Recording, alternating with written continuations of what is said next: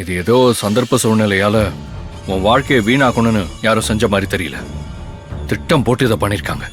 உன்னை கொல்ல வந்தவன நான் எப்படியோ தடுத்துட்டேன். ஆனா என்னால உனக்கு நடந்த அநியாயத்தை தடுக்க முடியாம போயிடுச்சு.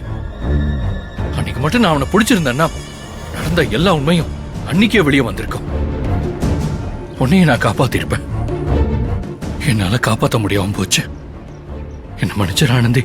அன்பு, அந்த நேரத்துல உங்களை புரிஞ்சுக்காம முட்டாள்தனமா இருந்தது என்னோட தப்புந்தேன். உன் மேல எந்த தப்பும் இல்ல ஆனந்தி. நீ பாவம். இதெல்லாம் அந்த திருமூர்த்தியோட வேலையா தான் இருக்கும்.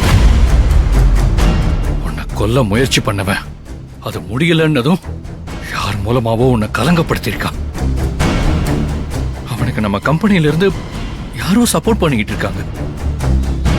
இல்லைன்னா அங்க சில்வர் ஜூப்ளி ஃபங்க்ஷன் நடக்கிற இடத்துல அவனோட ஆளுங்க வந்திருக்கவே முடியாது. நம்ம கம்பெனி எக்ஸ்போர்ட் கூட்ஸ்ல அவன் இந்த ட்ரக்ஸ் எல்லாம் கடத்திருக்கவே முடியாது. எனக்கு கருணாகரன் மேலதான் சந்தேகமா இருக்கு. அவனை மாதிரி பெரிய ஆளுங்களோட சப்போர்ட் இருந்தா மட்டும்தான் இதெல்லாம் பண்ண முடியும். இந்த சந்தேகத்துல ஒவ்வொன்றா தெளிவுபடுத்தணும். அப்பதான் இதுக்கு காரணமானவனை நம்மளால வெளியே கொண்டு வர முடியும். இன்னைக்கே நான் மகேஷ் சாரை போய் பார்த்து உன்னோட பிரச்சனையை சொல்லி அந்த ரெசார்ட்டோட சிசிடிவி ஃபுட்டேஜ் மொத்தத்தையும் வாங்கி அலசி ஆராய்ஞ்சா இதுக்கு பின்னாடி யார் இருக்கான்னு கண்டுபிடிச்சிடலாம். அவசரப்படாதே அன்பு. மகேஷ் சாருக்கு இப்போதைக்கு தெரிய வேணாம். ஏன்?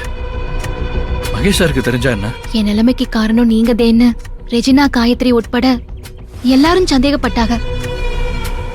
ஆனா நீங்க இல்லன்னு நான் தெளிவா அவங்களுக்கு புரிய வச்சுட்டேன்.